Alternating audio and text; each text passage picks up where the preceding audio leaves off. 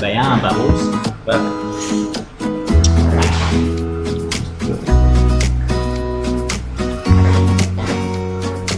so bubbles should be. That, you know, that these actually kind of equal next off me and change it. Okay, so here you go. Yeah. But not like pollen where they don't really change that. So that's pollen there, I think. But yeah, the fun thing to do is to kind of watch to see the crystal sugar dissolve. But then you look at the colloidal material, it doesn't dissolve, right? It just kind of disappears. So the refractive index of the sugar changes the size of the colloid. The colloid isn't that big.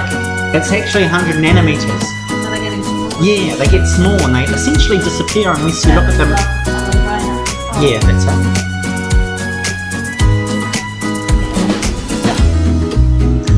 So when you But it should have little holes in it. so